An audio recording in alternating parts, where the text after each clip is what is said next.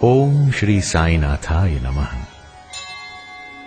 बाबा की कृपा से आज हम अध्याय 2 को श्रवण करेंगे।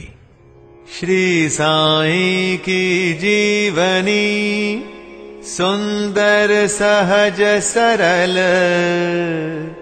भक्ति सरिता में जैसे खिल गया ज्ञान कंवल। इस अध्याय में ग्रंथ लेखन का ध्येय कार्यारंभ में असमर्थता और साहस, गर्मा गर्म बहस, अर्थपूर्ण उपाधि हेमाड़ पंत, गुरु की आवश्यकता जैसे कुछ विषयों के बारे में चर्चा एवं श्रवण करेंगे। गत अध्याय में ग्रंथकार ने अपने मौलिक ग्रंथ श्री साई सच्चरित्र में उन कारणों पर प्रकाश डाला था जिनके द्वारा उन्हें ग्रंथ रचना के कार्य को आरंभ करने की प्रेरणा मिली।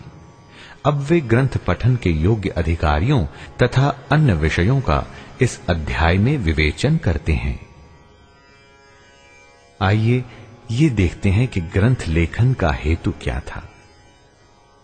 किस प्रकार विषुचिका अर्थात हैजा के रोग के प्रकोप को आटा पिसवाकर तथा उसको ग्राम के बाहर फेंकवाकर रोका तथा उसका उन्मूलन किया, बाबा की इस लीला का प्रथम अध्याय में वर्णन किया जा चुका है। मैंने और भी लीलाएं सुनी जिनसे मेरे हृदय को अति आनंद हुआ और यही आनंद का स्रोत काव्य रूप में प्रकट हुआ। मैंने ये भी सोचा कि इन महान आश्चर्यजनक लीलाओं का वर्णन बाबा के भक्तों के लिए मनोरंजक एवं शिक्षाप्रद सिद्ध होगा तथा उनके पाप समूल नष्ट हो जाएंगे। इसलिए मैंने बाबा की पवित्र जीवन गाथा और उनके मधुर उपदेशों का लेखन प्रारंभ कर दिया। श्री साईं की जीवनी न तो उलझन पूर्ण है और न संकीर्ण ही, वरन सत्य और आध्यात्मिक मार्ग का वास्तविक दिग्दर्शन कराती है। अब आप देखें कि कार्य आरंभ करने में कैसे असमर्थता हुई और किस तरह से साहस प्राप्त हुआ। श्री हेमाड़ पंत को यह विचार आया कि मैं इस कार्य के लिए उपयुक्त पात्र नहीं हूं। मैं तो अपने परम मित्र की जीवनी से भी भली भांति परिचित नहीं हूं और न ही अपनी प्रकृति से। तब फिर मुझ सरीखा मूढ़ मती भला एक महान संत पुरुष की जीवनी लिखने का दुस्साहस कैसे कर सकता है। अवतारों की प्रवृत्ति के वर्णन में वेद भी अपनी असमर्थता प्रकट करते हैं। किसी संत का चरित्र समझने के लिए स्वयं को पहले संत होना नितांत आवश्यक है। फिर मैं तो उनका गुणगान करने के सर्वथा अयोग्य ही हूं। संत की जीवनी लिखने में एक महान साहस की आवश्यकता है और कहीं ऐसा न हो कि 4 लोगों के समक्ष हास्य का पात्र बनना पड़े। इसलिए श्री साईं बाबा की कृपा प्राप्त करने के लिए मैं ईश्वर से प्रार्थना करने लगा। महाराष्ट्र के संत श्रेष्ठ श्री ज्ञानेश्वर महाराज का कथन है कि संत चरित्र के रचयिता से परमात्मा अति प्रसन्न होता है। तुलसीदास जी ने भी कहा है कि साधु चरित शुभ सरिस कपासु, निरस विशद गुणमय फल जासु, जो सही दुख पर छिद्र दुरावा, वंदनीय जेहि जग जस पावा।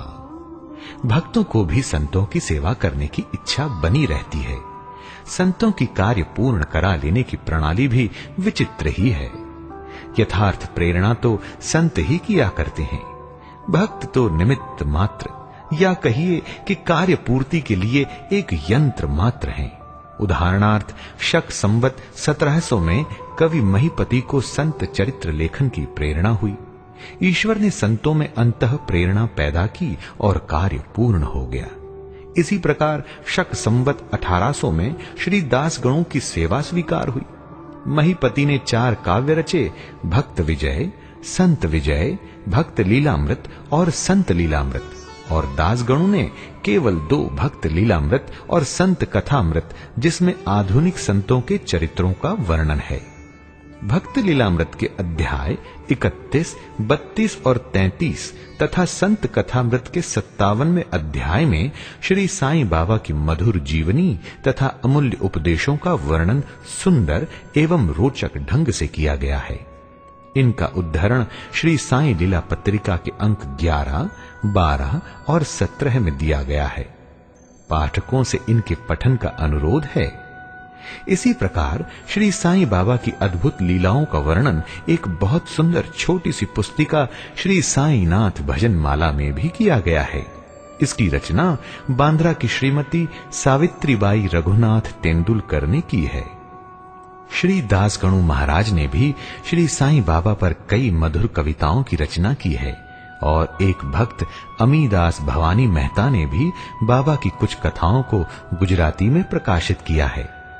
साईं प्रभा नामक पत्रिका में भी कुछ लीलाएं शिरडी के दक्षिणा भिक्षा संस्थान द्वारा प्रकाशित की गई हैं। अब प्रश्न ये उठता है कि जब श्री साईनाथ महाराज के जीवन पर प्रकाश डालने वाला इतना साहित्य उपलब्ध है, फिर और एक ग्रंथ साईं सच्चरित्र रचने की आवश्यकता ही कहां पैदा होती है? इसका उत्तर केवल यही है कि श्री साईं बाबा की जीवनी सागर के सदृश अगाध, विस्तृत और अथाह है। यदि उसमें गहरे गोते लगाए जाएं तो ज्ञान एवं भक्ति रूपी अमूल्य रत्नों की सहज ही प्राप्ति हो सकती है, जिनसे मुमुक्षुओं को बहुत लाभ होगा। श्री साईं बाबा की जीवनी, उनके दृष्टांत एवं उपदेश महान आश्चर्य से परिपूर्ण है।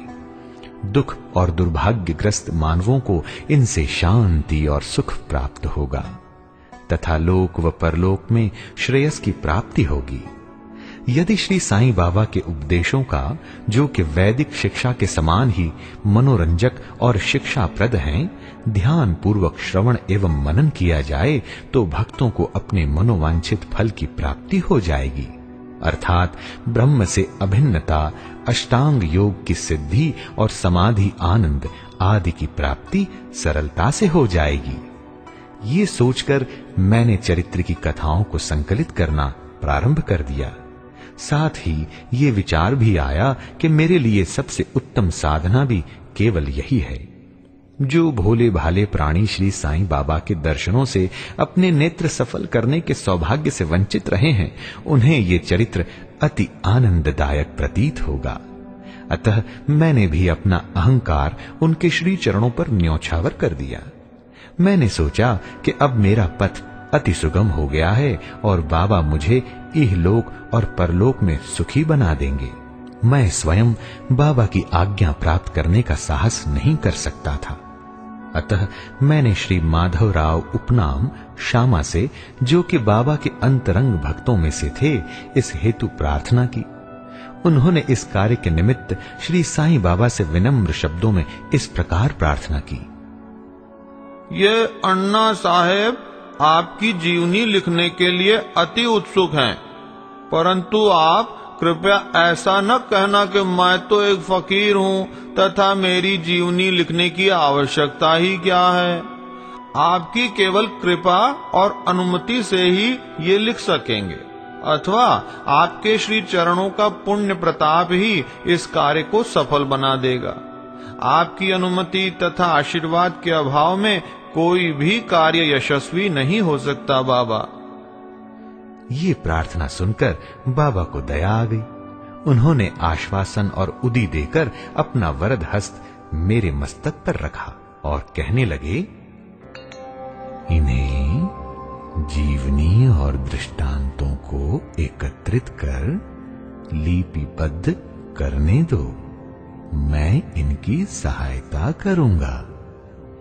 मैं स्वयं ही अपनी जीवनी लिखकर भक्तों की इच्छा पूर्ण करूंगा, परंतु इनको अपना अहम त्याग कर मेरी शरण में आना चाहिए। जो अपने जीवन में इस प्रकार आचरण करता है, उसकी मैं अत्यधिक सहायता करता हूं। मेरी जीवन कथाओं की बात तो सहज है। मैं तो इन्हें घर बैठे अनेक प्रकार से सहायता पहुंचा